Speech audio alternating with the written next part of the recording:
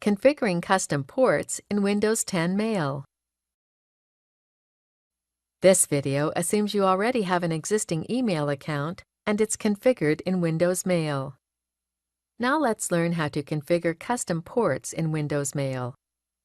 You may need to change the ports your configured mail account uses if, for example, changes are made on the server requiring the use of different ports. This video will show you how to change those ports in the event you ever have to. Click the Settings icon. Then click Manage Accounts. Select the email account you want to change the ports for, then click Change Mailbox Sync Settings. Click Advanced Mailbox Settings. To enter a custom port number, you simply have to put a colon after your existing server name, followed by the new port number, followed by :1.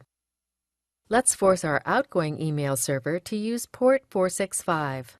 Enter :465:1 after the server name.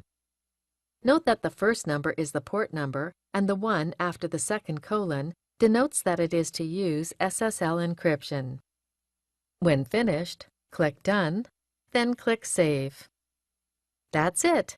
We've successfully changed the port number for our outgoing email server.